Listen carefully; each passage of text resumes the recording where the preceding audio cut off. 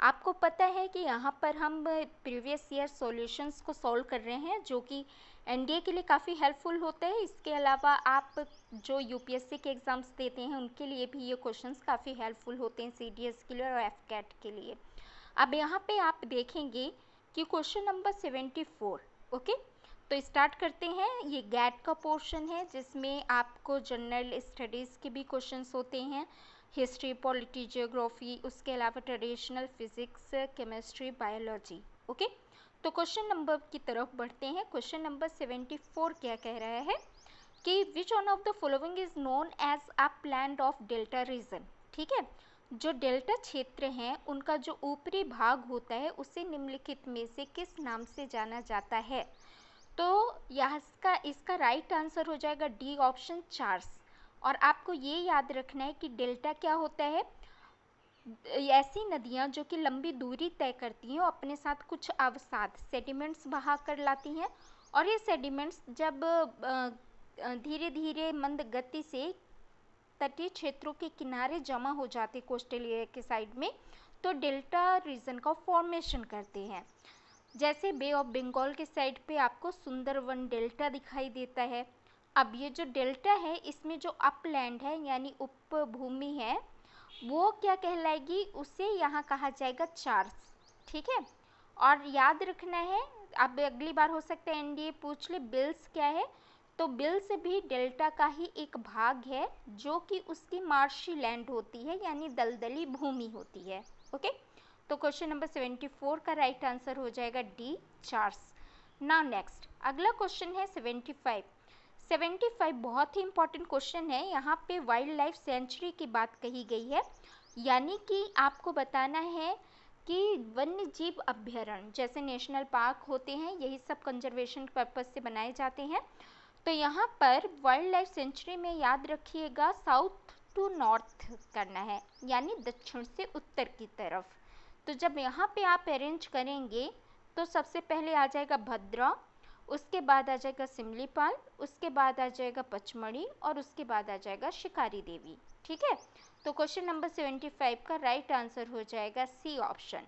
अब आपको ज्योग्राफी में एटलस या मैप उठा करके जब आप कैपिटल पढ़ेंगे, जब आप उसका एनालिसिस करेंगे, नेशनल पार्क्स कहाँ पे कौन से हैं, कौन से पोर्ट हैं, कौन सा वाटरफॉल है, तो ये सारी चीज़ें मैपिंग के थ्रू हमें दिमाग में बैठ जाती हैं और क्वेश्चंस काफ़ी इजी होते हैं कि सिमलीपाल उड़ीसा में है, पचमढ़ी यदि हम बात करें तो होशंगाबाद मध्य प्रदेश में है। ओके, तो साउथ टू नॉर्थ हम इस तरह से ऐसे क्वेश्चंस को अरेंज कर पाते हैं।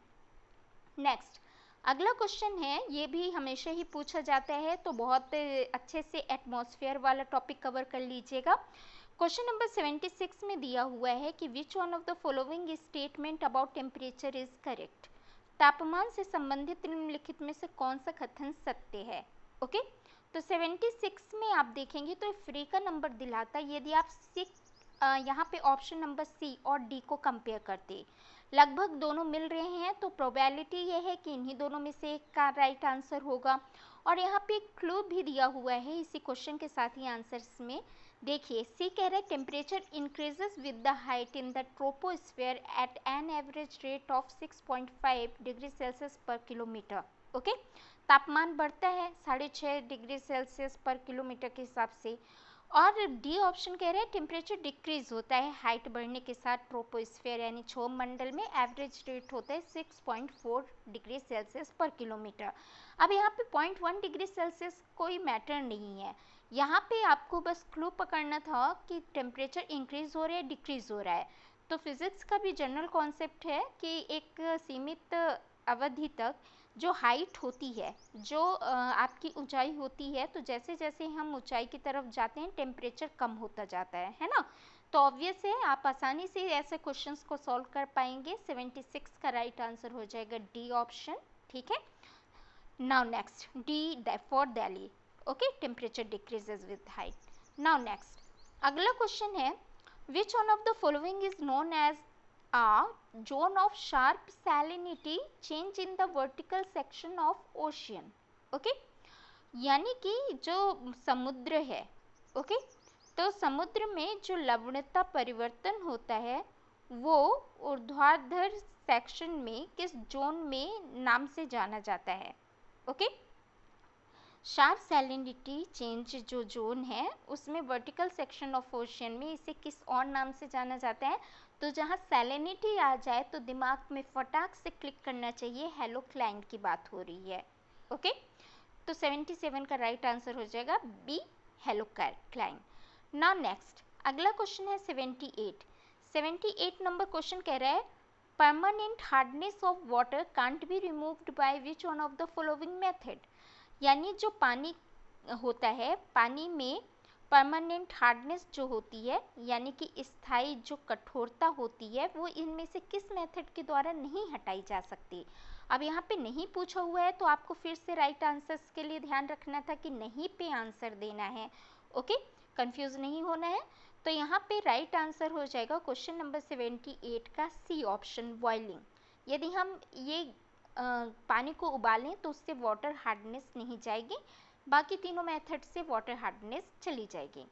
नाउ नेक्स्ट 79 क्वेश्चन कह रहा है which one of the following reaction will give no nitric oxide gas as one of the product. Okay, तो ये केमिकल रिएक्शन है और आपको इसका आंसर पता होगा, केमिस्ट्री का क्वेश्चन है। ए ऑप्शन राइट ऑप्शन होगा, 3Cu प्लस 8HNO3।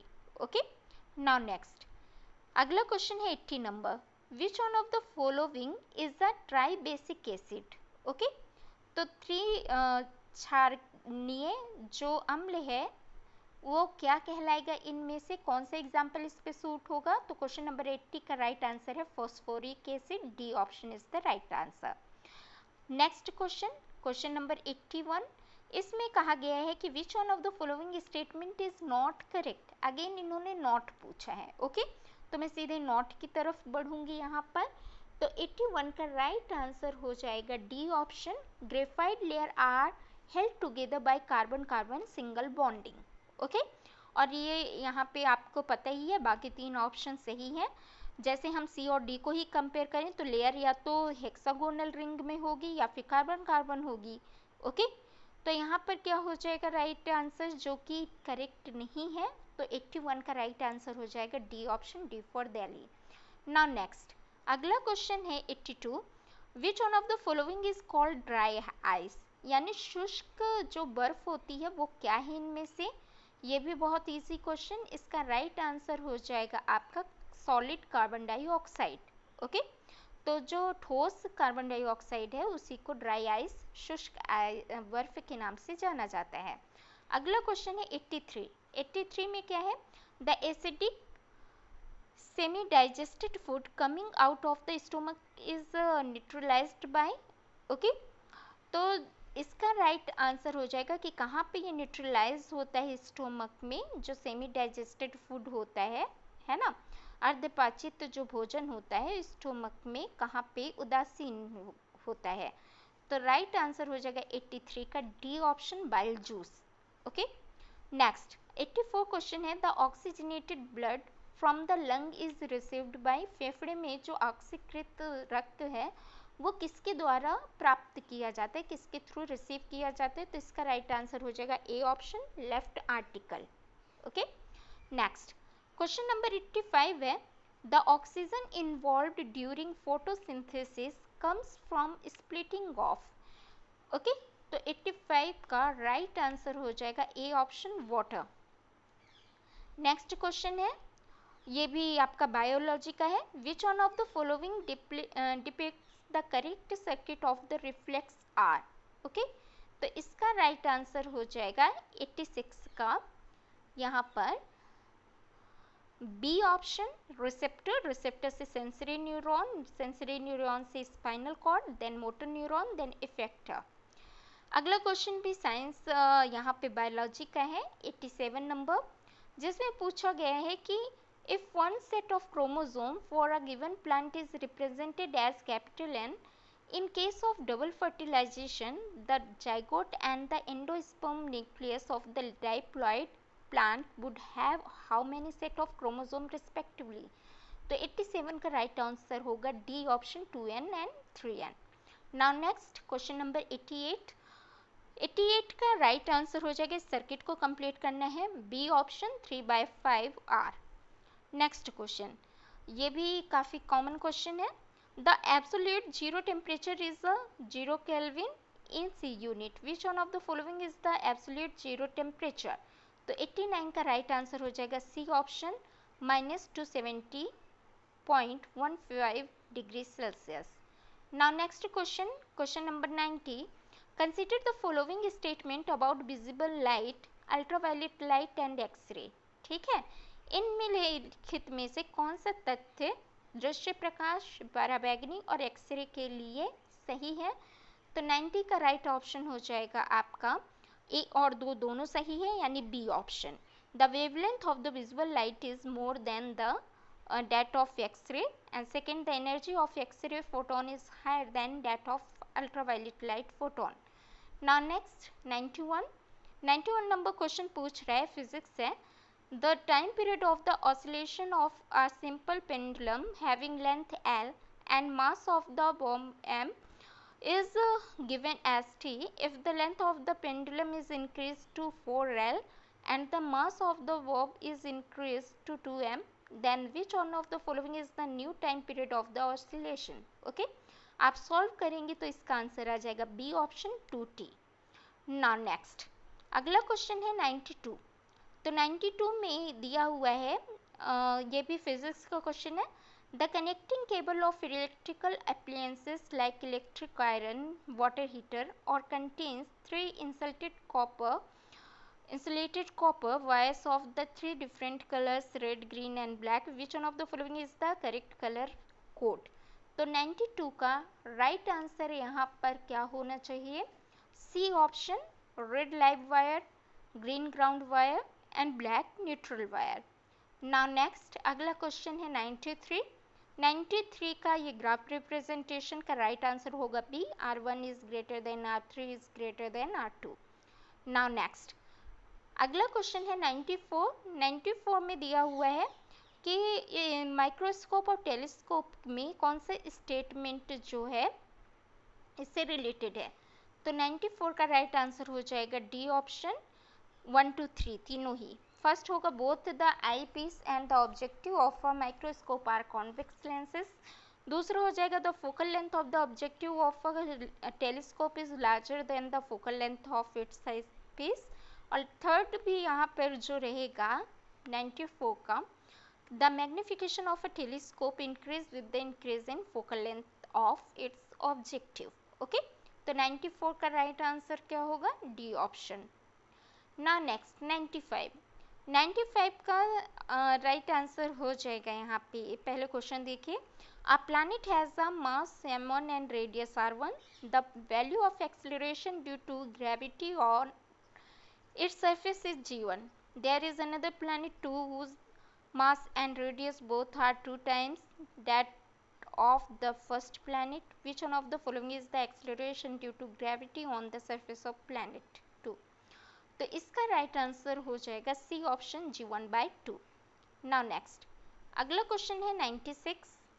तो 96 क्वेश्चन आपका है ये ज्योग्राफी से रिलेटेड। यहाँ पे आपको मैच ऑफ द फॉलोइंग है, रिवर बेसिन दिया हुआ है और उसके साइड में जो बैंक साइड के टाउन है उनकी बात की गई है।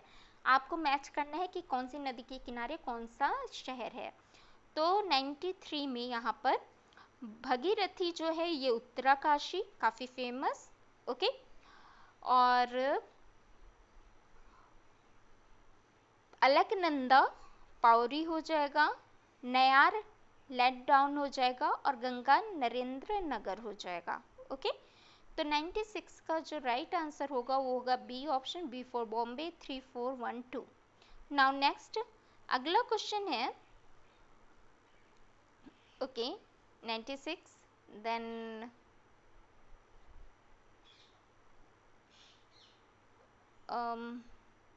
98 की तरफ चलते हैं। 98 का क्वेश्चन है, Majuli the river island is located in which of the following rivers. Majuli जो है वो किस नदी के किनारे पर अवस्थित है। ओके, तो माजुली रिवर आइलैंड वर्ल्ड का काफ़ी फेमस आइलैंड है और ये ब्रह्मपुत्र जो रिवर है ओके, उसके साइड पर है असम में। 98 का राइट आंसर क्या हो जाएगा? D option, D for Delhi. Now 99 question भी ये सेंसस से रिलेटेड, इस साल अब शायद बदल जाएं, लेकिन अभी तो पेपर में आएंगे तो ऐसे ही क्वेश्चन आएंगे सेंसस से।